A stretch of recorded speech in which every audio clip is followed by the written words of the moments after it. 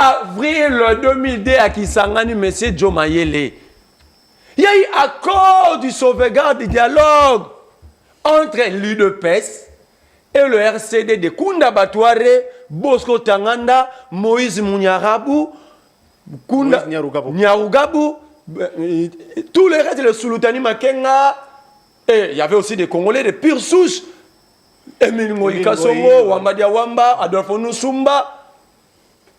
Quand ils ont signé cet accord, le 22 avril 2002, là, l'UDPS a quitté la table de négociation en prétextant que Kabila est en train de conspirer avec Jean-Pierre Bemba de cette fameuse accord de cascade que l'UDPS avait évoqué pour que Kabila reste président et que Bemba soit Premier ministre. Et sous la colère, sans contrôle, sans éclairer l'opinion, l'UDPS se retrouve avec le même Rwandais que vous condamnez aujourd'hui. Nous sommes le 22 avril 2002 à Kisangani.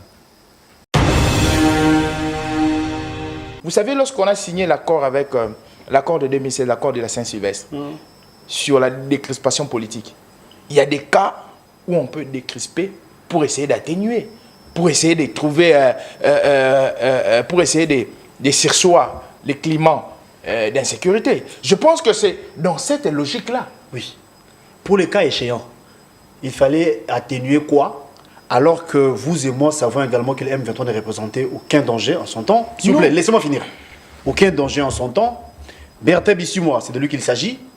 Il était arrêté, condamné ici par la justice congolaise. Il y avait même des autres Andolo ici. Ils étaient tous libérés. Condamné, jugé et condamné par la justice congolaise. Quand le président de la République, Félix Tshisekedi, arrive, il a administré ces derniers. À nos jours, c'est lui qui était à la tête bien avant Nanga. Ne voyez-vous pas que... Parce que Kabila l'avait condamné. Le président on a libéré ces derniers, vous avez dit que ça dépendait du bon vouloir du chef de l'État. Le président de la République était... Non, le président de la République était dans la logique de la décrispation politique. Je me répète. J'ai dit ceci, moi aussi je me répète. Le président Tshisekedi était dans la logique de la décrispation politique. Est-ce que le M23 nous menaçait?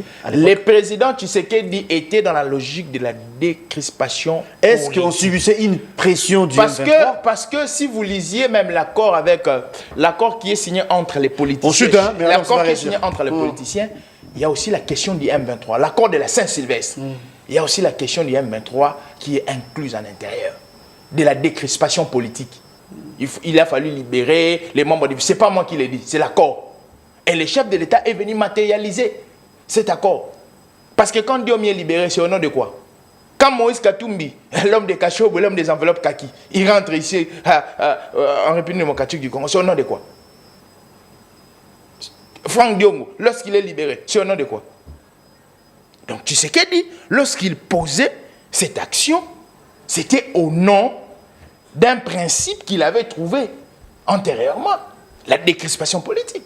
Merci, Joe Mayele.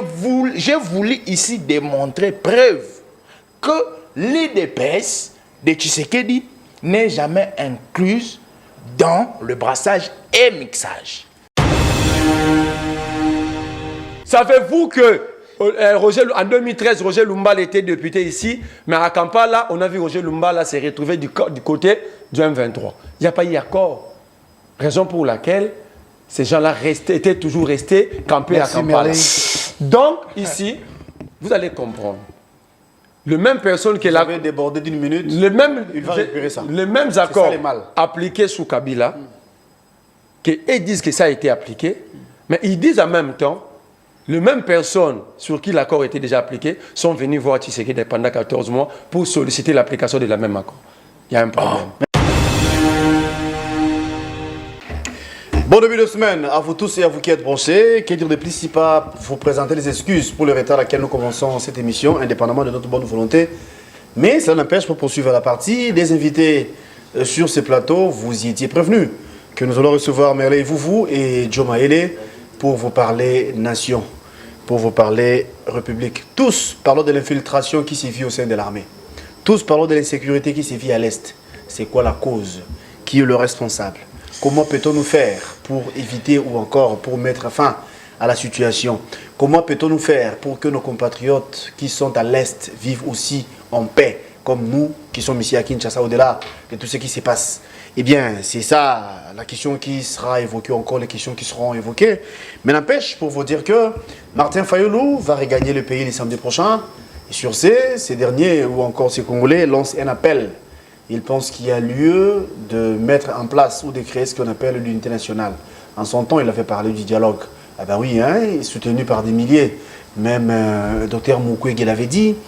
Il y a beaucoup de Congolais qui pensent qu'au regard de ce qui se passe, au regard de l'insécurité, au regard de la situation qui traumatise nos compatriotes de l'Est, il y a lieu que les politiques, que les Congolais se mettent ensemble, créer ce qu'on appelle unité nationale, car dit-on, l'union fait la force pour vaincre l'ennemi, pour protéger nos frontières, pour éviter bien évidemment la balkanisation. Eh bien, comme j'ai dit il y a peu, Fayulu va regagner les pays le week-end prochain, donc le samedi, et nous allons vous parler de tout ça.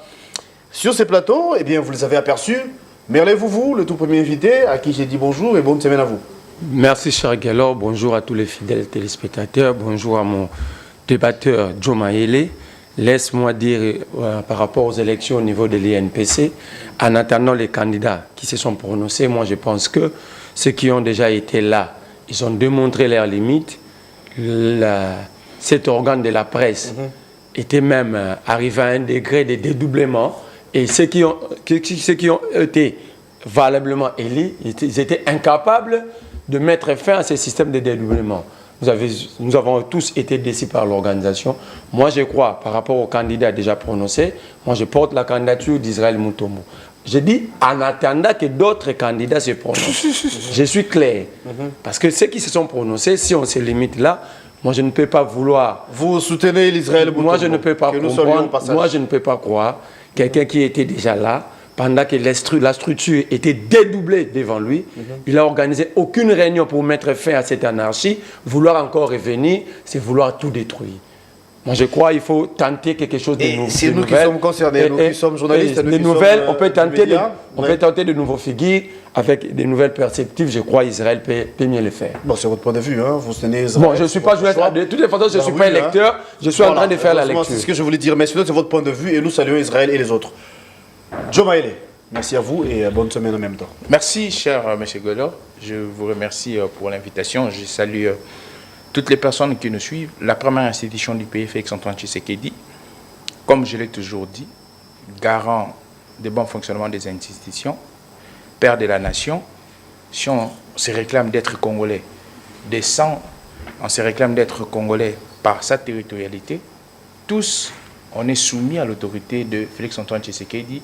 Je vois Martin Fayulu, Moïse Katumbi. Je suis en train de voir M. Mouzitou qui s'est dissipé comme des sels dans la nourriture. Donc tous sont des sujets de M. Tshisekedi. Pour aller plus loin, je vais saluer aussi les présidents de mon parti politique, M. Yvon Mundadi qui nous suit depuis quelque part. Il y a une information que je vais vulgariser tantôt. Nous étions pendant un moment de tractation avec l'un des vôtres. Quand j'ai dit des vôtres, qui était chez M. Mouzitou, maintenant il est chez nous, M. Claude Ngoma, qui est promu comme secrétaire général de Congo Mon Héritage. Donc c'est une information que je suis en train de... C'est votre secrétaire général? Oui, c'est une information que Claude Ngoma, nos salutations et... c'est une information que je suis en train de vulgariser parce que nous étions en pleine tractation. Il a fallu finir les tractations et maintenant il est promu comme secrétaire général du parti Congo Mon Héritage. Ngoma, les CG, nos félicitations. Donc félicitations à lui. Et puis pour terminer, particulièrement Joe Mayele est partisan de la bonne gouvernance, partisan de l'état de droit, et partisan de la propriété financière. Quand je parle de tous ces concepts, je les joins à M. Gilles Alinguetti, inspecteur général de l'inspection générale des finances, aujourd'hui qui est parmi les Congolais sérieux, qui abattent un travail de qualité, un travail bien au profit de la République. Donc ce sont ces gens de Congolais que nous voulons. Nous ne voulons pas des Congolais qui ont des séquelles de balkanisation. Nous ne voulons pas des Congolais qui ont les séquelles de la rébellion. Et pour finir, je salue aussi, protocolairement, comme j'ai toujours l'habitude de saluer, les représentants légaux des Kachoboué, M. Merlin Vouvou, que j'aime beaucoup. Je pense qu'aujourd'hui, c'était une émission défi. Mais lorsqu'on nous allons parler, il faudrait faire référence à des bibliographies. Parce que, dans moi, j'ai des références bibliographiques. Quand nous allons citer des noms, il n'est pas non plus obligé de prendre votre ligne de conduite. Toujours non.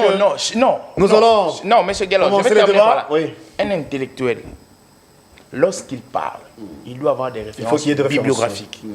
La bibliographie nous renvoie à un soubassement quelconque. Ça peut être un document, une citation, mais un soubassement quelconque. On ne veut pas divaguer dans le propos. On ne veut pas divaguer dans l'argumentaire. Et on va aller à l'essentiel. On va consommer une bonne recette dans notre communication. Comment peut-on éviter la balkanisation? C'est ce que vous avez dit, vous êtes contre les Congolais qui pensent propulser... Qui manifestent. La balkanisation? Qui manifestent les séquelles. D'accord. Parce qu'il y a des Congolais ici, je ne sais pas si je dois les dire sur votre plateau, je ne sais pas entre guillemets, aujourd'hui qui manifestent les séquelles de la balkanisation. Entre guillemets. Alors, la balkanisation, nous en sommes contre. L'insécurité, c'est le combat de tous les jours. Hein. C'est ce que nous combattons parce que nous voulons la paix dans la partie Est. Mais tous crions matin, midi, soir que notre armée est infiltrée.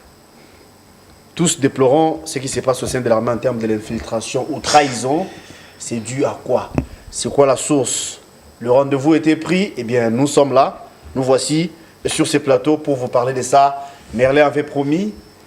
Joe Mayele également, eh bien les deux sont là, nous allons parler de tout ce qui s'est passé, ou encore tout ce qui se passe en ce moment, mais dans le seul but d'éclairer la lanterne de vous qui êtes nos téléspectateurs, dans le seul but de réveiller les Congolais que vous êtes, pour que la paix soit retrouvée dans la partie Est.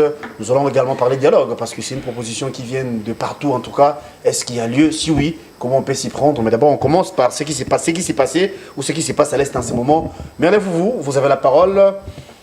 On parle de l'armée. On dit qu'il y a infiltration. Qui est cet élément déclencheur qui a fait à ce que notre armée soit infiltrée, d'après vous? Un infiltré, c'est une personne non identifiée. Or, ici, nous avons des gens promis en grade, donc ce ne sont pas des infiltrés, mais nous avons commis une erreur en termes d'organisation de notre armée. Parce qu'il y a eu des Congolais qui, à l'époque, avaient accepté d'être manipulés par les pays voisins et de ramener dans notre armée de militaires des autres nationalités. Mon frère Gallo, cette affaire remonte à 1994. Lorsqu'il y a eu génocide au Rwanda. Après génocide, il y a eu couloir humanitaire. De milliers de Rwandais. Hutus, je dis Hutus parce qu'il y a eu génocide de Tutsis sur les Hutus. Et l'armée rwandaise d'Abiyarimana, Hutu, quittait le Rwanda pour le Congo. Les Zaïres de l'époque. Les Zaïres à l'époque. Et à l'époque, il y avait une erreur commise par les Zaïres. Nous avons accepté de recevoir des réfugiés, des gens quittant un autre territoire avec armes à main, des armes lourdes, des armements très lourds, des armes de guerre. Ils sont arrivés ici, on va les placer à la frontière avec le Rwanda. Cela mettait l'Angleterre et les États-Unis qui ont amené le pouvoir anglophone de Kagame. Le Kagame au pouvoir, au Rwanda, mal à l'aise. Et ça mettait le nouveau régime au Rwanda en difficulté. Ils pensaient toujours que ces gens-là allaient retourner pour répondre au pouvoir. Et qu'est-ce qu'il faut? Ils ont monté leurs histoires. Ils ont fait des calculs, des stratégies, il faut faire partir Mobutu. Parce que aussi longtemps Mobutu sera là, il va garder la force de la sous-région, personne, on ne sera jamais en paix. Pour traquer ces gens, il faut faire partir Mobutu. Parce qu'à l'époque, il faut rappeler que Mobutu était sous isolement diplomatique. Et la France avait utilisé cette faiblesse pour utiliser Mobutu, à obtenir l'approbation de Mobutu de recevoir ces réfugiés qui dirait étaient militaires et armés. Ils ont commencé la rébellion en 1996. Et cette rébellion, au début, s'appelait la révolte des Banyamulenge.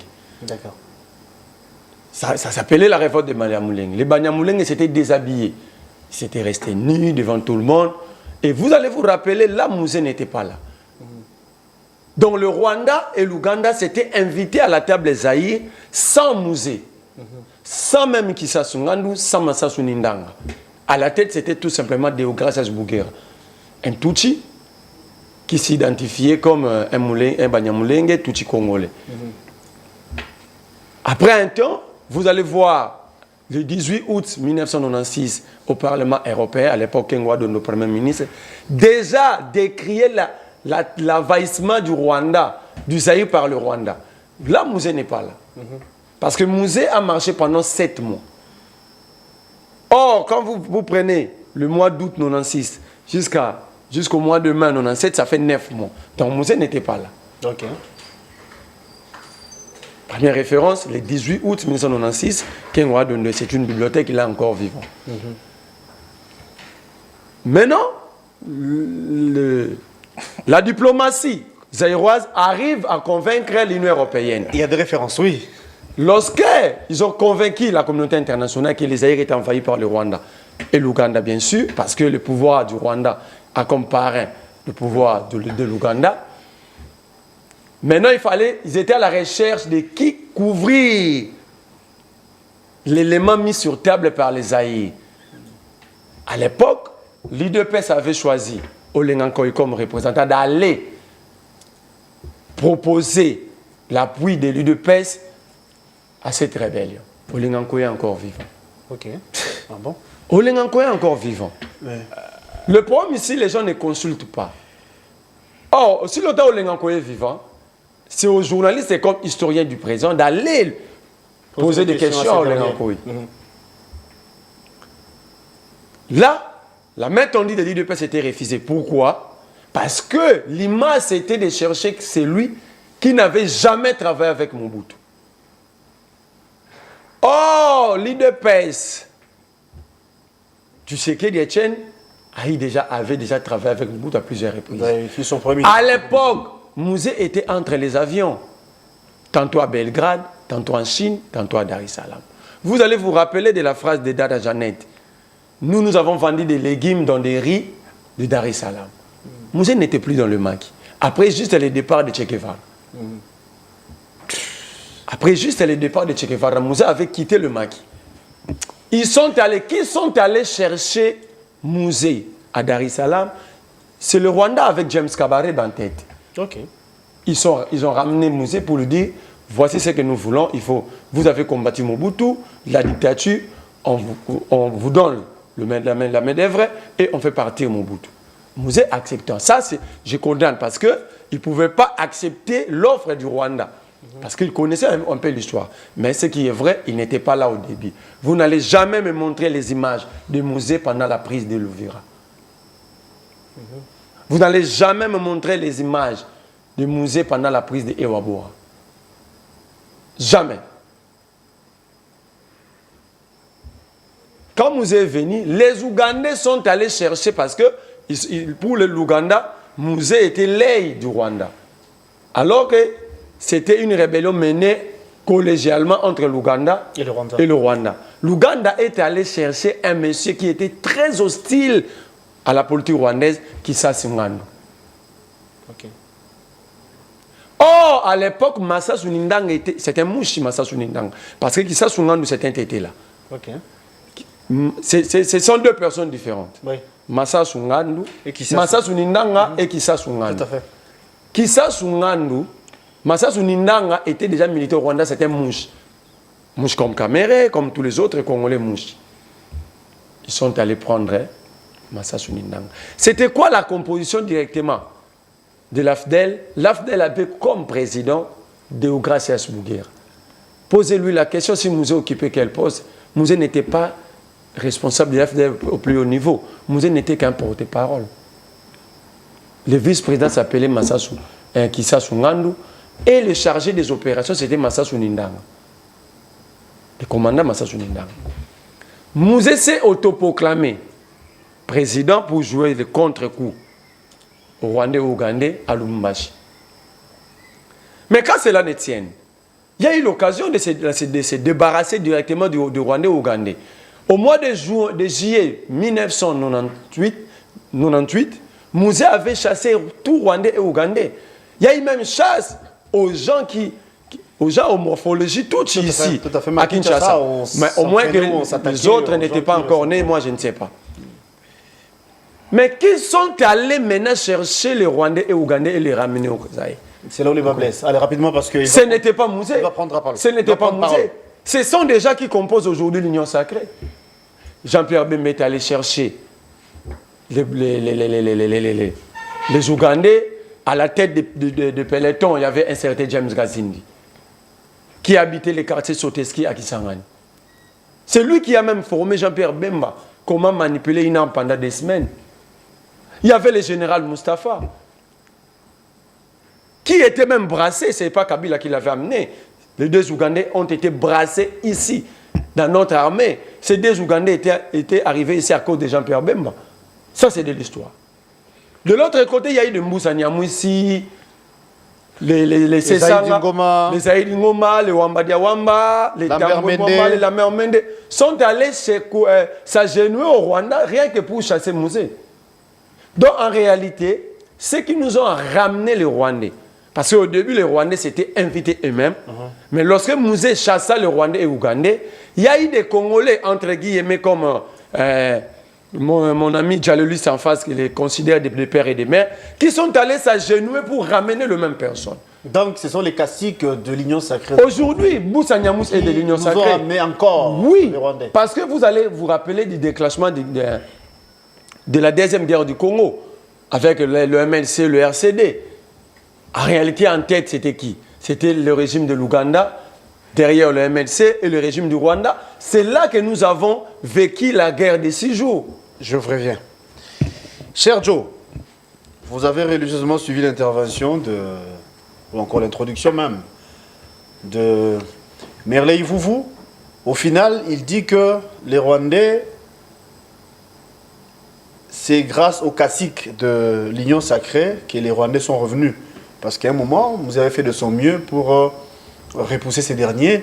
Mais vous qui êtes de l'Union sacrée, il y a les membres qui sont vôtres, qui hier avaient joué le jeu pour que les Rwandais puissent nous revenir ici au Congo. Qu'est-ce que vous en dites? Je pense que Merlin a commencé avec des éléments vrais, mais à la fin, il a très mal fini, toujours avec des prérequis. Parce que dans la vie, lorsqu'on a des prérequis, il ne faudrait pas entrer dans des zones où on ne maîtrise pas. Merlin termine son allocution en nous appelant Djaléloliste. C'est ce qu'il a dit. Je pense que vous êtes communicologue de formation. Je suis politologue de formation. Lorsque vous partez en communication, particulièrement la communication politique, il y a ce qu'on appelle le marketing politique. Je ne vous apprends pas. Vous avez Google là, tapez marketing politique. Qu'est-ce que signifie marketing politique? Le marketing politique a pour mission de promouvoir un candidat, une autorité, un dirigeant au regard de ses idées et de ses actions. Le verbe promouvoir signifie quoi? Cela ne fait pas de vous dialogiste. Non. Au fait, il a une compréhension néfaste de ce que nous faisions. Lorsque nous sommes en train de promouvoir, ici, il venait de parler de l'INPC. Il a parlé de l'estimé Israël Mutombo, que je respecte beaucoup. Qu'est-ce qu'il va appeler dans ce qu'il a fait? Comment on va appeler ça? Ce qu'il venait de faire là. Ça aussi, c'est les Djalélo. Parce que tu as choisi la part d'Israël, non. Tu t'es référé à la personne d'Israël, à sa manière de faire les choses. On étudie ça. Donc il faut chercher les théoriciens en communication pour qu'on vous apprenne au moins le marketing politique ou le marketing simple. Alors, il a mieux commencé lorsqu'il a donné une certaine... des éléments sur la guerre de l'Est du pays. Il a commencé par la crise ethnique qui a alimenté. Il a aussi bien dit qu'il y a eu une couverture congolais parce qu'on a voulu congoliser. Pourquoi on a voulu congoliser? Déjà au départ, on ne voulait plus de Mobutu. Pourquoi on ne voulait plus de Mobutu? Parce que c'était la personne au fait qui jouait l'épicentre géopolitiquement. Il ravitaillait les ennemis des pays voisins. Par exemple, si vous regardez les régimes du MPL avec Dos Santos, il y a l'autre rebelle, Savimbi, que les armes transitaient par le Zaïre. Et ici, à l'est du pays, il y avait les Hutus qui fouillaient, plutôt les Hutus qui fouillaient les Tutsis. les Hutus avec les FDLR qu'on appelait particulièrement les Interahamwe. Donc on a voulu congoliser ça. Et Yoweri Museveni, il faut citer, c'est Yoweri Museveni qui a présenté Moïse Laurent Désiré Kabila chez Kagame. Mais lorsque vous dites que c'est l'Union sacrée qui a ressuscité le Rwandais. Quelques classiques de l'Union sacrée. Quelques classiques de l'Union Il sacrée. a cité même Jean-Pierre Bemba, il a parlé de... Bon, c'est les autres. Bon, moi, compagnie. Moi, je pense que ce sont les personnes qui ont transité avec l'histoire. Ils ont commencé avec ça et ils se sont éliminés. Parce que, aujourd'hui, la personne qui a crédibilisé la partition rwandaise, la personne qui a crédibilisé l'attaque rwandaise, la personne qui a crédibilisé l'incursion rwandaise, s'appelle Moïse Laurent Désiré Kabila. Dites-moi, si nous sommes en train de scripter l'histoire, qui a signé l'accord de l'Émirat? Qui a signé l'accord de l'Émirat? L'accord de l'Émirat qui met en évidence les partages ou la cession de 300 km de l'Est du pays. Au Rwanda, Ouganda, Burundi. C'est Moïse Sanamouis? C'est Jean-Pierre Bemba? Ou c'est l'autre? Citez les noms des classiques de l'Union sacrée. Qui a signé cet accord? Au nom de quoi M. Kabila disait que le sol et le sous-sol appartiennent à l'Alliance? C'était au nom de quoi? Au nom de quoi M. Kabila avait dit que tous les Banyamulenge restant ici au Congo, du fait que l'Alliance va prendre le pouvoir, automatiquement ils auront la nationalité congolaise? Au nom de quoi? Donc je comprends aujourd'hui, Moïse Laurent Désiré Kabila a une doublure qui se trouve à l'Union sacrée. Moïse Laurent Désiré Kabila, c'est un classique de l'Union sacrée. Il est parti dans un mensonge que j'ai voulu d'abord élaguer avant que je puisse m'asseoir. La fois passée, il parle de l'accord global et inclusif. C'est M. Tshisekedi qui aurait inclus les brassages et les mixages. Je me suis... Et quand je suis rentré chez moi à la maison, j'ai sorti seulement les documents dans les placards. J'emprunte le vocabulaire de M. Tshisekedi. On va sortir d'autres choses dans les placards. Nous commençons par un premier document. Peut-être, monsieur, vous ignorez ces documents. Plan d'anéantissement du Congo-Kinshasa par l'accord global inclusif sur la transition. Vous connaissez ça? Ici, il y a les vrais noms de la personne qui a géré le pays pendant 18 ans. Je m'étais... J'arrive. Peut-être... Il faut parler de Joseph Kabila. J'ai dit je m'étais. Mais c'est lui le seul qui a dirigé pendant 18 ans. Alex... C'était Mobutu qui en a fait 32. Congo et tout initiative. C'est un document. Voilà, je prends seulement un paragraphe. Un paragraphe plutôt, excusez-moi. À l'exemple de l'ascendant de Lusaka, l'accord global inclusif est élaboré par des équipes de conseillers belges et français et imposé pour la signature à la classe politique congolaise. Si M. Tshisekedi aurait imposé les brassages et les mixages, donc si on part dans une logique normale, il a fallu qu'il soit dans le groupe des rédacteurs. Ce n'est que le rédacteur qui connaît les clauses, qui impose. Mais on vous dit ici que c'est un groupe de conseillers belges et français qui ont élaboré. D'où même, nous sommes en train de déshabiller, dénuder l'histoire qu'on nous a maquillée par les FCC pour dire que Kabila, c'est les pères de la réunification. Tous des simples signateurs. Maintenant, quelqu'un qui n'a pas élaboré cet accord va inclure les brassages et les mixages. Par quelle magie? Nous prenons un point, le point 6 de l'accord global inclusif. Parce que moi, je ne vais pas en déambulant. Je suis dans les références bibliographiques. Le point 6. À l'issue du dialogue intercongolais, il y aura un mécanisme pour la formation d'une armée nationale reconstituée et intégrée, incluant les forces armées du gouvernement de la République démocratique du Congo, les forces armées du Rassemblement congolais pour la démocratie et les forces armées du mouvement de libération pour le... Conformément au point 20 de l'article 3 du principe de l'accord de Lusaka. On parle du brassage, mais on tire son soubassement où? À l'accord de Lusaka. Le point 20 de l'accord de Lusaka. Est-ce que dans l'accord de Lusaka, Tshisekedi était parmi les rédacteurs, Tshisekedi Etienne? Vous voyez? Ici, on veut seulement parce que on a une certaine coloration politique, on veut salir quelqu'un. Donc, je pense que l'argumentaire de M. Vouvou ne tient pas debout. Qui nous montre, lorsqu'il cite Olengankoyi, il cite M. Olengankoyi. J'arrive, aujourd'hui, il y a que des révélations bibliographiques. Qui a été envoyé au Rwanda il cite M. Olengankoyi. Mais, les signataires de l'accord global inclusif, ils sont multiples. M. Olengankoyi peut aussi dire une portion de l'histoire qu'une autre personne peut dire. Il y a plusieurs signataires de l'accord ici. Pourquoi pas citer aussi Ingele Photo? Moi, je fais référence à Ingele Photo, qui fut aussi signataire. Est-ce que je vais dire à M. Marlin, vous savez que l'IDPS avait aussi signé l'accord global inclusif? Est-ce qu'il sait au moins que l'IDPS avait signé? Parce qu'on nous a toujours menti ici que l'IDPS n'a jamais signé cet accord, l'IDPS a boycotté. Vous savez que l'IDPS a signé par l'entremise de M. Moubake, sous réserve.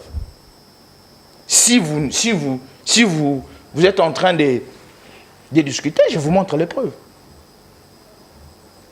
La beauté d'être politologue, surtout à l'université de Kinshasa. Laissez-moi passer la parole à Merley. Donc j'ai commencé d'abord à élaguer les zones d'ombre qui étaient dites la fois passée sur la personne de M. Tshisekedi. Alors, dans son argumentaire, que M. Merlin me dise que ce que j'ai dit est faux au regard de ça. L'autre fois, sur ces plateaux, vous avez dit clairement que le père même du brassage, c'est l'expression que vous avez utilisée, s'appelle Étienne Tshisekedi. Vous avez suivi Joe Maele, qui à son tour nous ramène des documents. Il dit que Tshisekedi, en aucune fois, il a été éditeur ou parmi les rédacteurs plutôt de l'accord. Il a posé peut-être sa signature, on croit ce qu'il a dit. Mais vous avez dit que c'est grâce à lui que les conférenciers, les gens qui s'est retrouvés autour du forum avaient changé l'option parce qu'il était venu influencer la grande équipe qui s'y trouvait. Qu'est-ce que vous en dites? Vous savez, ces régimes, à cause de leur arrogance, ils nous ont mis à genoux. À cause de leur compréhension obscure de la situation. Moi, j'étais d'abord en train de retracer l'histoire. Je me suis limité d'abord en 1998. Lui, il m'amène à l'accord global de 2003.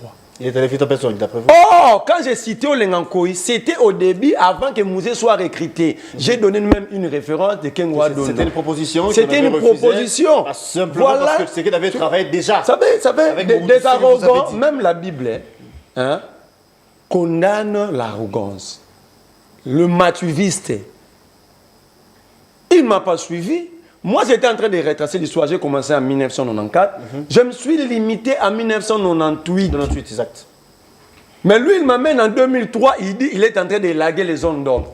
Est-ce que vous m'avez rencontré? Heureusement, vous avez dit, j'ai dit la vérité. L'émission est là, heureusement, c'est enregistré.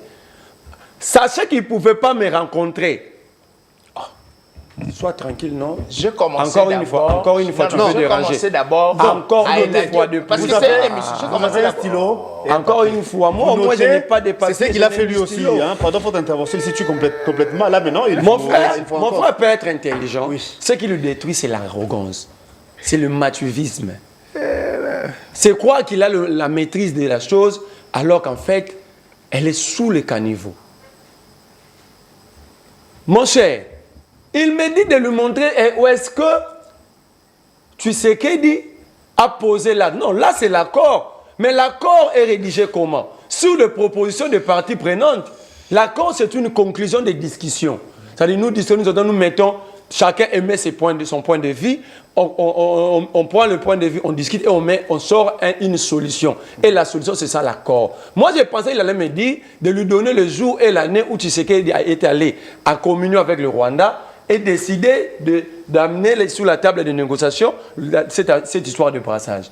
Il m'amène dans la conclusion, mais les discussions étaient comment? C'est comme toi, qui nous dit, non? Tu discutes, tu dis, bon, conclusion, c'est que tu reçois d'autres, tu reçois 1200. Mais avant de conclure en 1200, il y a eu des discussions, chacun a proposé. Moi, j'étais là. Ça, c'est un document global où nous avons tous concédé. Bon, tu dis, tu dis, tu dis, Joe Maele, tu dis, allez, tout ça, un document pour que les alors là, boussole n'a pas conduire. Mais dans des propositions, messieurs, l'histoire t'échappe facilement. Je continue dans la chronologie. Parce que ces messieurs. Vous êtes arrêté en 1900. Parce que 98, j'avance. Parce que ce monsieur, on dirait, il a un problème de l'histoire. En 1998, le 2 août, il y a eu des Congolais. Il dit l'accord de l'Émera. En principe, en droit international, on ne signe pas des accords avec des rebelles. On ne signe pas. C'est là que nous condamnons chaque jour, vous et moi. Pourquoi est-ce que le Rwandais, la communauté internationale signe des accords avec Nanga? Parce qu'il n'a pas le droit, Nanga ne gère pas officiellement le pays. Comment un intellectuel, un politologue peut faire valoir un document signé? Oui, j'accepte l'accord de l'Émera existe. Mais avec un rebelle, c'est pourquoi cet accord, Mouzé arrivé au pouvoir, il dit non, je l'avais signé. Tout en état rebelle. Tout en état rebelle, ça ne s'impose pas à la République, je mets en cause. C'était ça. Donc Mouzé était plus malin que les Rwandais. OK? Parce que si je te dis, montrez-moi à un seul degré où Mouzé avait accepté l'accord de l'Émera que ça soit appliqué. Conséquence directe, si je te pose la question, sous Mouzé, c'était quel document qui gérait la République? Il y avait une ordonnance de 21 articles, ce n'était pas l'accord. Qui empêchait même l'application de cet accord? Sous Mouzé, c'était quoi? Non, je veux seulement qu'il répète. Parce que quand je vais faire sortir. Non, qu'il répète. Sous Mouzé, qu'est-ce qui gérait le pays? Il est dans son temps. Non, qu'est-ce qui gérait le pays sous Mouzé? Il est dans son temps. Il n'y avait pas une constitution ni la charte. C'était quoi? Mais vous dérangez. C'était quoi? Vous notez, vous poserez la question peut-être à haute voix. Vous dérangez. C'est pas vous qui êtes censé poser les questions, mais vous notez, s'il vous plaît, pas. Quand vous interférez. Il y avait un document pondu par Mouzé, c'était ni l'accord de l'Émera, ni la charte de l'Impère. Parce que Mouzé, au regard de l'architecture de l'Impère, Mouzé ne pouvait pas gérer parce qu'il était un simple porte-parole. OK? Là, je me répète, le président de l'AFDEL s'appelait M. Deogracias Bouguer. Le vice-président qui a été tué par le Rwandais parce qu'il était hostile au Rwandais, amené par l'Ouganda, c'était Kissa Sungando qui a été tué lors du passage de l'AFDEL. Après la prise du Nord Kivu. Okay. Après la prise du Nord Kivu, quand les autorités de l'AFDEL, de Mouzé, les Boudéobra quittaient Sud Kivu pour Nord Kivu, il a été piégé par l'armée rwandaise parce qu'il était hostile au Rwandais. Il était piégé. En 1998, moi j'ai dit, oui, les erreurs de Mouzé, je l'ai condamné ici. Mais à un certain moment, au mois de juillet 1998, Mouzé avait mis fin et dit, messieurs, vous nous avez aidés, laissez-nous maintenant construire notre pays. L'histoire nous renseigne, il n'y avait plus de Rwandais. Il y avait même des Congolais en morphologie Tutsi ils avaient peur de circuler parce que pour les Congolais, toute personne en morphologie Tutsi était Rwandais, il fallait les tuer, les brûler. Peut-être là, vous n'étiez pas encore nés. Ou soit vous étiez dans le berceau. OK? Mais qui sont allés maintenant, au lieu de soutenir Mouzé pour mettre fin à l'occupation, mais il y a eu des Congolais, des pères et des mères que lui il protège, qui sont cités. Mouzé, son nom ne figure pas dans les rapports mapping. Hein? Savez-vous que le nom de Mouzé ne figure pas? Mais le nom de Bembe est là. Le nom de Moussa Niamoussi est là. Le nom de Thomas Loire et le reste est là. Ce sont des Congolais, entre guillemets, de père et de mère, qui ont contredit la vision de Mouzé de chasser Rwandais et Ougandais, qui sont allés s'agenouiller, être nourris sous les mamelons de l'Ouganda et le Rwanda. Et nous avons eu le RCD et le MLC. Conséquent, il y a eu guerre à Kisangani. OK? Moi, je suis en train de t'amener chronologiquement pour te dire que l'arrogance avec des vers en vie claire ne signifie rien. On évolue. C'est-à-dire, en 1998, il y a eu pour parler de Lusaka. OK? Mais à cause, vous allez vous rendre compte que sous Mouzé, l'accord de Lusaka n'était pas appliqué et signé, finalisé, parce que Mouzé s'opposait à cette histoire. Mouzé était déterminé. Vous allez vous rappeler de la fameuse phrase de Mouzé. Nous allons continuer, la guerre va être longue et populaire. Nous allons ramener cette guerre d'où elle est venue. Après, il y a eu ce qu'il y a eu. Okay? Nous sommes avec Joseph Kabila, janvier 2001. Janvier 2001, Joseph Kabila arrive. Il pouvait aussi dire, je contrôle une grande partie de la République, nous allons continuer la ligne de mon père, nous allons résister, cette guerre va continuer à être populaire et nous finirons par ramener la guerre d'où elle est venue. Kabila dit non, comme on nous a proposé de parler, au lieu de faire parler les armes, j'accepte qu'on se retrouve autour d'une table. L'acte 1, Sun City 1, Pretoria et puis la suite. Mais le 22 avril 2002 à Kisangani, M. Joe Mayele, il y a eu accord du sauvegarde du dialogue entre l'UDPS et le RCD de Kunda Batouare, Bosco Tanganda, Moïse Mouniarabou, Kunda Nyarugabou, tous les restes, le Sulutani Makenga, et il y avait aussi des Congolais de pure souche, Emile Moïka Songo, Wambadia Wamba, Adolfo Nusumba. Quand ils ont signé cet accord, le 22 avril 2002, là, l'UDPS a quitté la table de négociation en prétextant que Kabila est en train de conspirer avec Jean-Pierre Bemba de cette fameuse accord de cascade que l'UDPS avait évoqué pour que Kabila reste président et que Bemba soit premier ministre. Et sous la colère, sans contrôle, sans éclairer l'opinion, l'UDPS se retrouve avec le même Rwandais que vous condamnez aujourd'hui. Nous sommes le 22 avril 2002 à Kisangani. Au retour de l'UDPS et RCD sous la table de négociation, les mêmes personnes citées, j'aimerais que vous puissiez aller rencontrer les mêmes Ingele Photo. C'est ces deux groupes-là, lorsqu'ils sont revenus à Pretoria, ils ont posé la question du brassage. Fayoul est vivant, Diongo est vivant, Ingele, il faut que vous citer est vivant, heureusement. C'est pourquoi Kabila va se dédouaner et dit alors, la question de 1+4, parce que la question de 1+4 est arrivée avant la signature de l'accord de Pretoria. On donne à qui la charge de l'armée? À l'allié de l'UDPS, le RCD, qui était le vice-président de la major de la défense. Vous allez remarquer à cette époque-là, même le militaire du MLC n'avait pas bénéficié de grades comme les anciens rebelles du RCD, les amis de l'UDPS. Ok? C'est le ministre de la Défense qui propose avec les conseils supérieurs de la Défense pour que le président prenne une ordonnance. Donc, l'UDPS a conspiré avec le Rwandais. Si tu te poses la question, tu vas dire que Kunda Batouare est rwandais. Tu vas dire que Bosco Tanganda est rwandais. Que faisait l'UDPS avec ces rwandais? Mais à part ça, vous êtes sans ignorer. Etienne Tshisekedi a envoyé Moubak que tu viens d'évoquer. Très bien encore d'évoquer les noms. À plus de 20 reprises au Rwanda. Savez-vous ce que Moubak nous a amené sans nous dire qu'est-ce qu'il était allé faire là-bas plus de 20 fois au Rwanda. Mais il veut nous dire, Azaki na Rwanda, balaki c'est papa na vital caméra zoleka. Tu as déjà eu les kilos, comme vous venez de dire que vous êtes intellectuel, de poser la question à Moubake. Oui, monsieur Moubake, s'il était parti faire oui, monsieur Moubake, nous sommes d'accord. Vous avez vu les papas de Vital Cameroun au Rwanda, c'est un Rwandais. Et nous acceptons. Mais à plus de 20 reprises, vous, Moubake, vous étiez parti faire quoi au Rwanda? Ça, c'est de l'histoire pire. Parce que Moubake ne l'a jamais nié. Il a dit devant le militant de l'UDPS. J'étais au Rwanda, j'ai vu. Donc, ça c'est la chronologie et l'histoire pire de notre pays. Ça veut dire quoi? Ensuite, parce que... Pose la question à Joe Mayele. À Sun City, c'était quel groupe au Ebimisaki Makambuya de désarmement, démobilisation et réinsertion? Je te laisse le temps de répondre. Vous avez suivi Merley. Il continue dans sa logique de nous retracer l'histoire. Il a dit que c'est grâce à l'UDPS qui l'autre fois avait envoyé ses émissions au Rwanda, qui avait exigé à ce qu'il y ait brassage, mixage au sein de l'armée. Aujourd'hui, nous pleurons.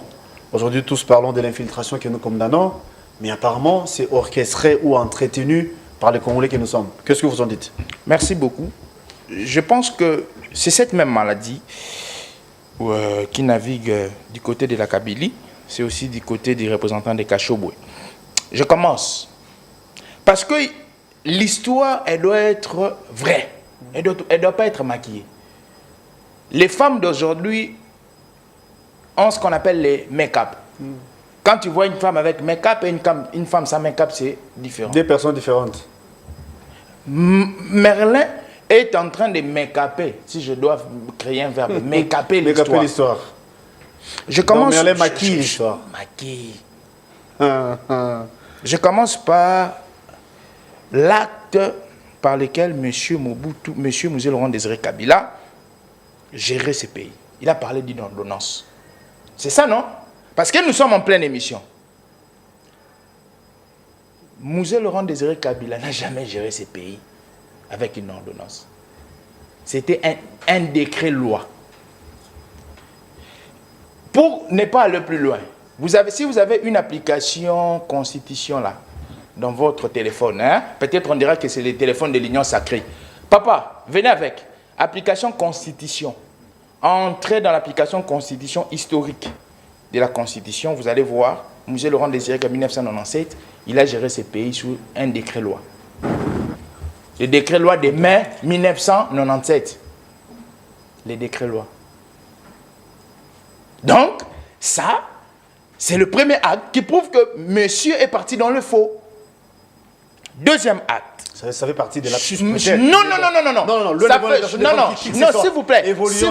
Ça fait partie du maquillage de l'histoire. J'entre aussi dans la chronologie.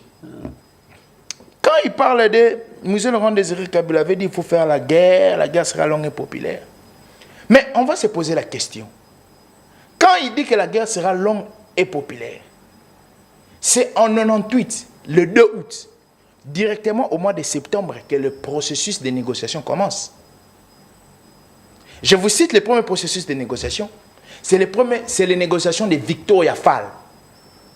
Victoria Fall se trouve où? Victoria Fall se trouve en Zambie. Les chefs de l'État se réunissent des Grands Lacs. Ils demandent au chef de l'État zambien, Chilubo, je pense, de trouver une solution pour la crise sécuritaire qui est en République démocratique du Congo. Victoria Fall commence.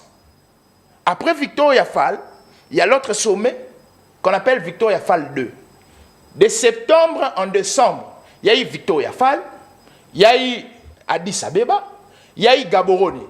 À Gaborone, c'était qui? Je parle seulement, c'est une chronologie. 98 seulement, je prends seulement 98. De septembre à décembre, à Gaborone, il y a eu les représentants du RCD avec Wamba Diawamba qui sont allés voir le chef de l'État pour la question de la République démocratique du Congo. Lorsque on arrive pendant l'année 1999, parmi les processus de dialogue qui ont marqué, il y a l'accord de Sirte.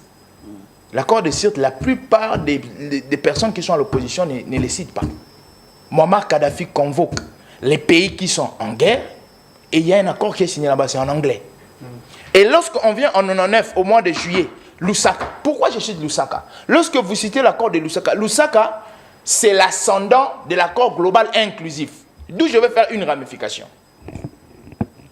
Lusaka avait le cessez-le-feu. Lusaka avait le brassage et le mixage. Moi, je me pose la question. Ce n'est pas moi qui l'ai dit ici. C'est l'accord même, l'accord global inclusif. Il dit qu'on tire notre soubassement du brassage et mixage de l'accord de Lusaka. Lusaka, c'est au mois de juin-juillet 1999. Je nous pose la question. Est-ce que M. Tshisekedi Etienne était partie prenante de l'accord de Lusaka? Il a dit que ça fait partie de résolution ou encore de décision finale. Non. Mais il s'est posé, en même temps la question. Je vous relance. Il s'est posé en même temps la question qui jusqu'ici est restée en suspens, s'il faut dire ça comme ça.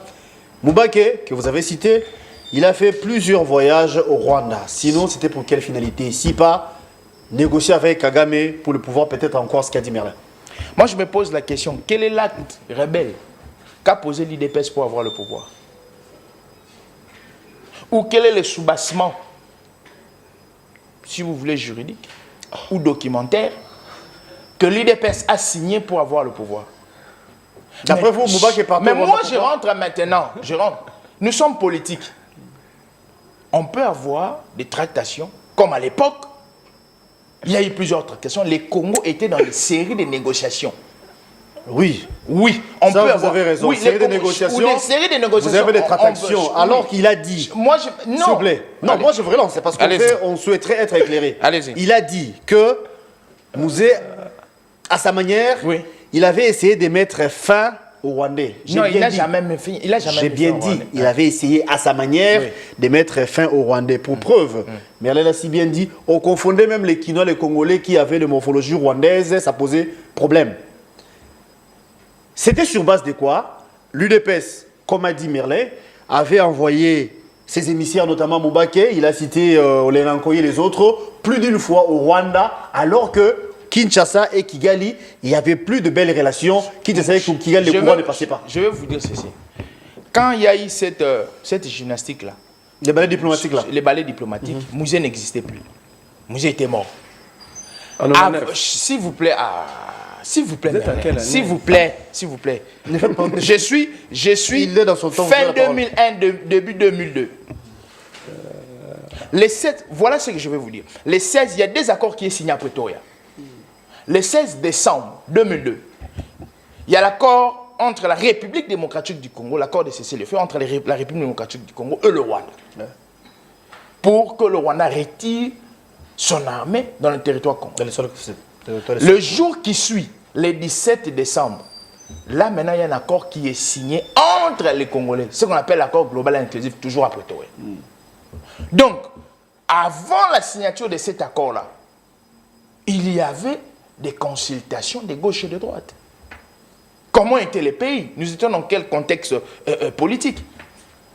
Donc moi je pense qu'aujourd'hui, dire que Moubaké était parti au Rwanda, dire que Moubaké a vu les RCD, les MLC ou les tout, nous étions dans un contexte de crise.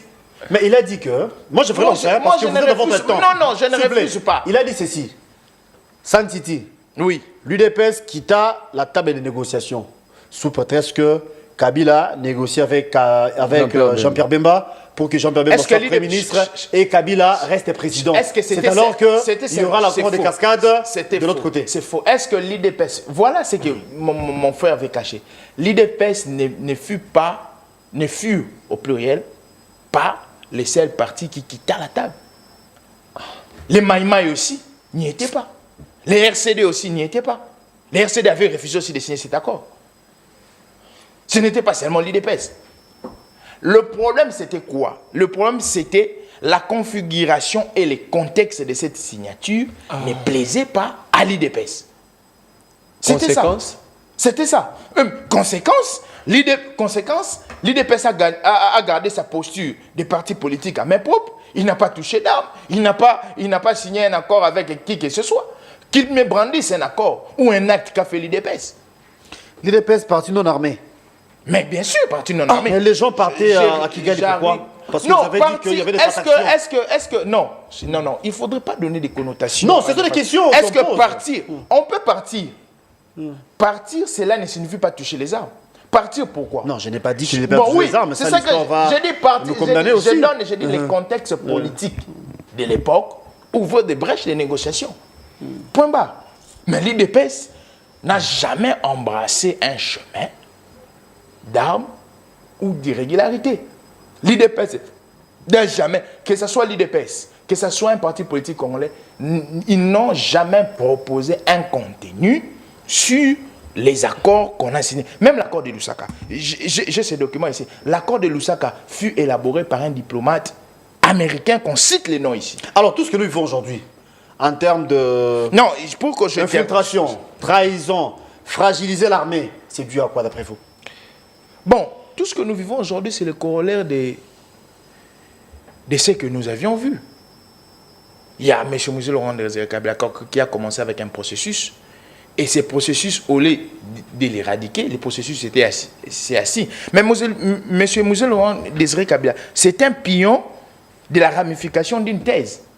La thèse du complot international. Mouzé Laurent Désiré Kabila, c'est comme d'autres éléments. d'autres Congolais qui sont entrés en danse pour l'accomplissement de cette thèse. Par exemple, les Moïse Tchombe. Ce sont des pions.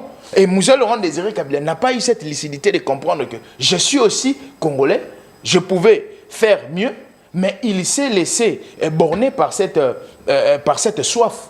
Parce que moi, j'ai toujours dit, je suis parmi les personnes qui militent aujourd'hui qu'on arrache le titre d'héros national à Musée. Je suis parmi ces personnes-là. Parce que quand j'évalue scientifiquement le concept héros national et les actes composés Musée, il y a une compatibilité.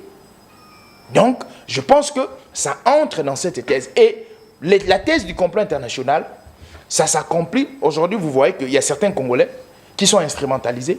Il y a certains Congolais qui travaillent au détriment de la République. Le chef de l'État, lorsqu'il a déclaré l'état des sièges au Nord Kivu, au Sud Kivu, vous aviez vu combien de réseaux de Congolais ont été démantelés? Des réseaux qui ravitaillaient les rebelles, les réseaux qui approvisionnaient les rebelles. Pourquoi? C'est cette même thèse-là du complot international. Et cette thèse qui est séquentielle, qui s'accomplit le jour le jour. Mais je vais terminer par une fausseté que Merlin a dit. Ensuite, dans le droit international, oui.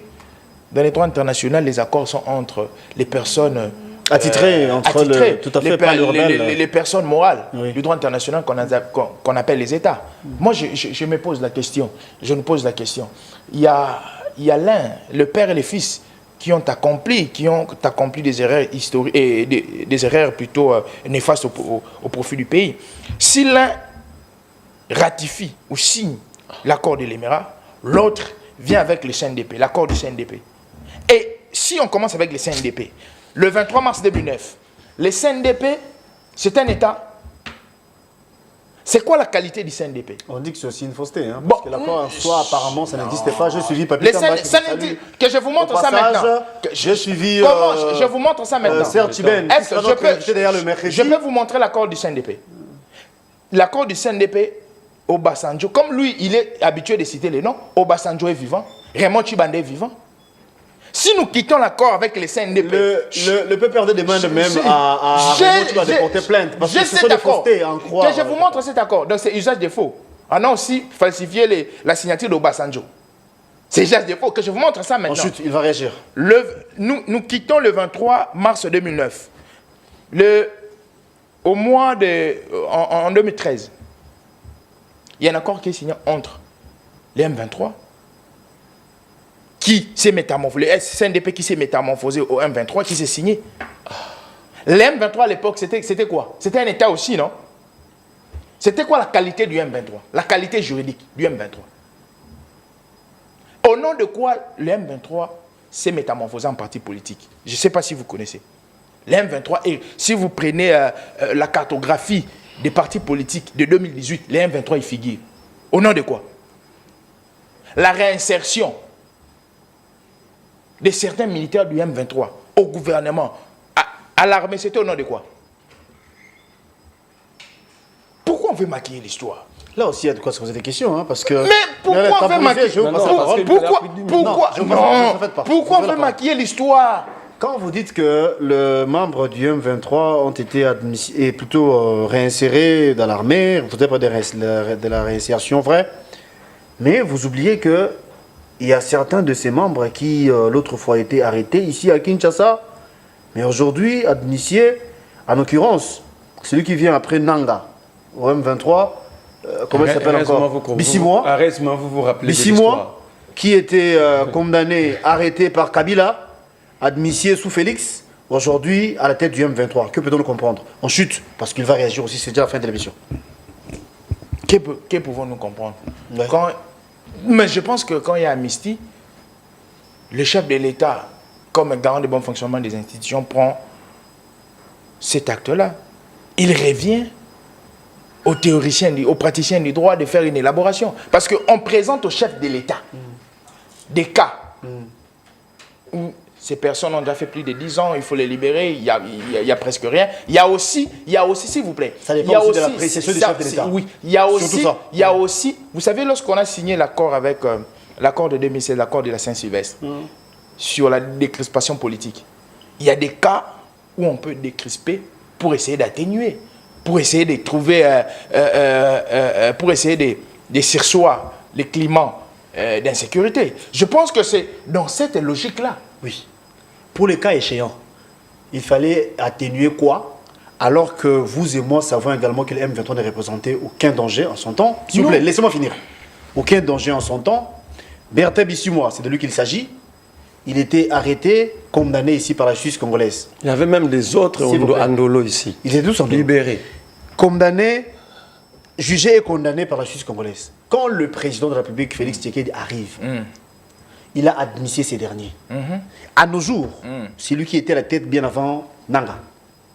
Ne voyez-vous pas que... Parce que Kabila l'avait condamné. Les présidents on a libéré ces derniers, vous avez dit que ça dépendait du bon vouloir du chef de l'État. Le président de la République était... Non, le président de la République était dans la logique de la décrispation politique.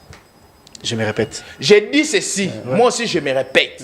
Le président Tshisekedi était dans la logique de la décrispation politique. Est-ce que les M23 nous menaçaient?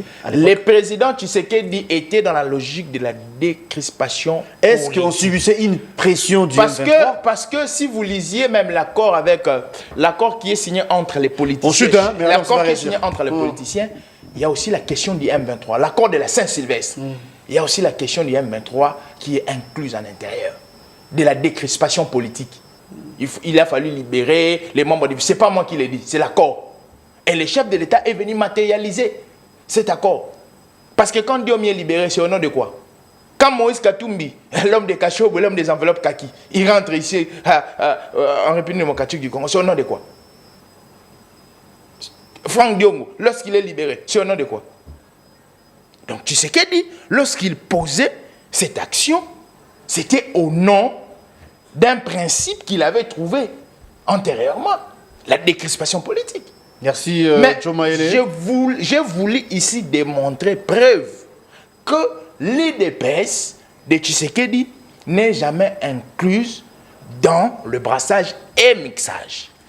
Pourquoi? Parce que aucun Congolais, j'ai bien dit aucun Congolais, je mets ma main à couper, je mets les scientifiques ou tout ce qui sont à l'opposition, aucun Congolais n'a assisté là où on avait élaboré l'accord global inclusif. Je vous ai montré même un document qui dit que cet accord, c'était un accord qui tire sa source de Lusaka et on est venu simplement imposer les Congolais, dont le président de la République de l'époque était une simple marionnette, qui ont signé cet accord. Merci Joe Mayele d'être venu. Je vous en prie.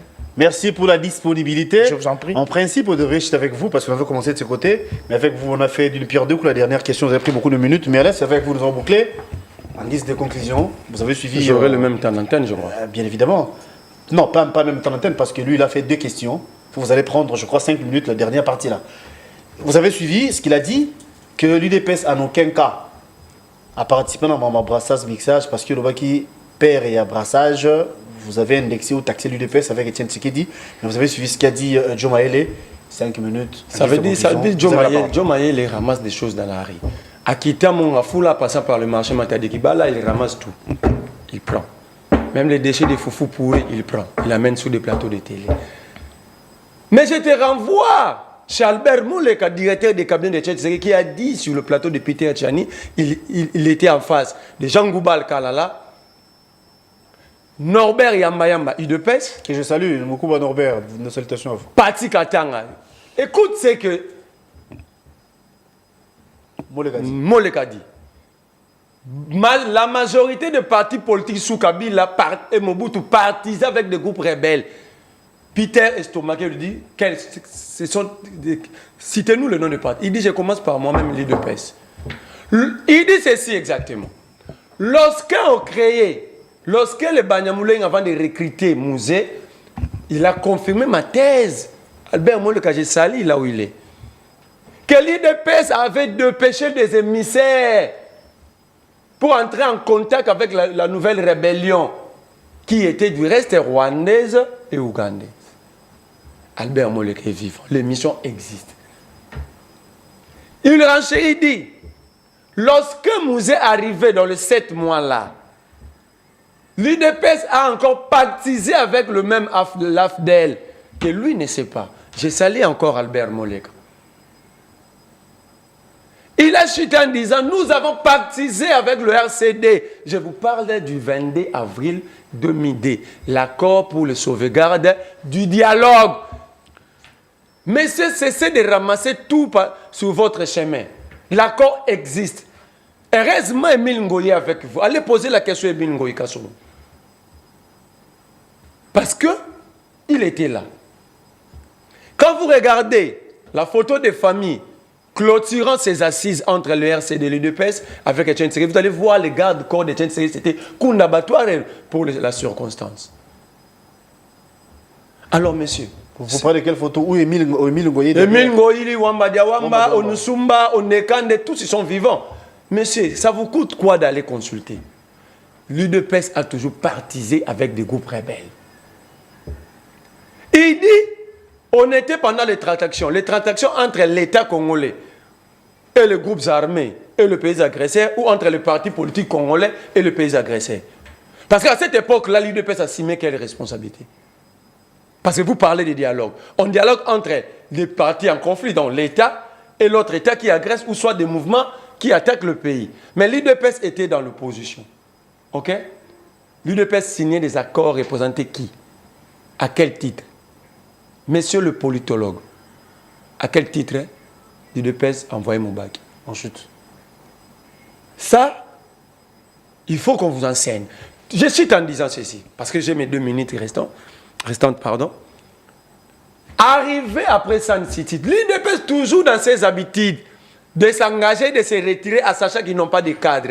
Monsieur, au moins Kabila que vous insultez met à profit son ton de l'opposition, à peaufinant ses connaissances, en faisant des thèses. Mais les 37 ans, vous n'avez pas mis en profit les 37 ans de l'opposition. Conséquence, aujourd'hui, l'UDPS était coquille vide. Conséquence. Alors, pendant ces 37 ans, vous aurez dû faire des formations, étudier, faire des thèses de doctorat, mais vous étiez là en train de chanter, insulter, brûler, casser. Dans 6 ans, le PPRD a combien de docteurs? Dans 6 ans, l'Ensemble pour la République a combien de docteurs? Dans 6 ans, les CID ici a combien de docteurs? Dans 6 ans, le nouvel élan que vous dites que c'est dissipé comme le sel a combien de docteurs? Mais vous, dans 37 ans, vous avez sorti comme les diplômés, rien que des licenciés. Combien? Kabounda a étudié pendant que vous êtes au pouvoir. On chute. Il a fait l'ISC, l'UDPS déjà au pouvoir. On chute. Donc pendant les 37 ans, Kabounda était en train de brûler l'épinay. Il a attendu que même le mariage, nous avons vu des mariages ici, des cadres de l'Union sacrée pendant que vous êtes au pouvoir. Même pour vous marier, vous avez attendu l'argent de l'État. C'est la fin. Donc mon cher ami, je te vais te dire ceci. Merci d'être venu, Merlé. Je cite maintenant parce qu'il a dit, Kabila avait Tshisekedi a ministré parce que c'était dans ce programme. Messieurs, vous arrivez, vous ne maîtrisez pas l'histoire. On arrête des gens pour atteindre à la sûreté de l'État. C'était ça l'infraction. Et vous venez, sans contour, vous les amnistiez. Vous dites qu'il y a eu accord de 2009, mais cet accord n'a jamais été appliqué. Raison pour laquelle ils avaient mité. Le M23 signifie le mouvement du 23 mars qui réclame l'application de l'accord du 23 mars entre l'État congolais et le CNDP. Ok? Si l'accord était appliqué, le M23 n'allait pas naître. N'est-ce pas? Le M23 était né parce que Kabila, après avoir signé l'accord, il a refusé d'appliquer l'accord. Deuxième élément, mais vous avez dit que Kabila a appliqué l'accord. Mais entre-temps, vous dites, vous, que Tshisekedi avait réussi le M23. Le M23 était venu dire à Tshisekedi, réclamer l'application d'un accord, et ils sont fâchés parce que Tshisekedi a refusé d'appliquer. Messieurs, vous êtes décousus. Vous êtes encore en chantier, messieurs. Il y a des travaux de finissage à faire chez vous. Il y a des travaux de finissage, il faut exécuter sur ces gens ici. Vous dites une chose et vous contredisez. Aucun accord a été appliqué sous Kabila. Raison pour laquelle, après l'accord du 23 mars 2009, après la non-application par le régime Kabila, ces gens ont mité leur mouvement du CNDP au M23 pour réclamer l'accord. En 2013, il n'y a pas eu accord, monsieur. Vous êtes journaliste, hein? À l'époque, Mouzito était déjà ministre. Allez poser la question. Était d'abord Premier ministre. Savez-vous qui, connaissez-vous Christian Badibangui? Paix à son âme. Non, je vous dis, savez-vous que en 2013, Roger Lumbala était député ici, mais à Kampala, on a vu Roger Lumbala se retrouver du côté du M23. Il n'y a pas eu accord. Raison pour laquelle Ces gens-là étaient toujours restés campés à Kampala. Donc, ici, vous allez comprendre. Les mêmes personnes qui avaient débordé d'une minute, il va récupérer ça. Les mêmes accords appliqués sous Kabila, ils disent que ça a été appliqué, mais ils disent en même temps, les mêmes personnes sur qui l'accord était déjà appliqué sont venues voir Tshisekedi pendant 14 mois pour solliciter l'application de la même accord. Il y a un problème. Merci beaucoup. Mais je pense que ça, c'est 30 secondes. Parce qu'il a débordé 30 secondes. Qui a dit que les M23 est venu voir Tshisekedi? Qui a dit ça? Je termine par je termine par un élément qui est vraiment pédagogique. 30 secondes. Il dit que à l'IDPS, combien de thèses, combien de doctorats, il n'y a que des licenciés, il n'y a que des gradués. Mais je n'ai pas dit gradués et licenciés. Bon, il n'y a que des licenciés. J'ai dit, vous avez combien, pendant 37 ans, combien de diplômes? Voilà. Entrons en sciences politiques et en constitution. Émile Durkheim fait la typologie des partis politiques. Il y en a deux. S'il vous plaît, non, s'il vous plaît, attends, cher frère. Typologie des partis politiques. Les partis des cadres, les partis des masses. Donc un parti de masse, c'est un parti de... S'il vous plaît. Mais pourquoi tu paniques? Ça, c'est l'épilepsie communicationnelle. Ah, ça, c'est de l'impolitesse. C'est l'épilepsie. C'est l'épilepsie. Merci. Les partis des masses, c'est quoi? Les partis des cadres, les bandits, transformer les jeunes au bandits, aux fumeurs de chambre, les partis des masses. Vous voyez là où il est tombé. Parti des masses, vous voyez là où il est tombé. Il y a plusieurs... Vous voyez là où il est tombé. Il y a plusieurs membres avec des intellectuels où les gens arrivent à... Les partis des... À vous deux, merci. Laissez-moi conclure. Vous voyez là où il tombe. Merci beaucoup, Joe. Parce que... C'était une émission pédagogique ou une émission, on a retracé l'histoire du pays. C'est très bénéfique pour les élèves, les étudiants, ça c'est vrai. Mais il faut approfondir les recherches. Qui a dit vrai, qui a dit faux? Il y a eu des pistes, hein, parce que par rapport à l'insécurité qui sévit à l'Est, il y a de quoi se poser des questions. Qui sont les responsables, qui sont les auteurs? Et ça craint. Merci à vous, Joe Mayele. Merci, Merley Vouvou. Parti les mises, on peut vous retrouver prochainement. Mais sinon, merci beaucoup. Il est enchanté, on doit finir les travaux sur lui. Moi, je pense qu'il doit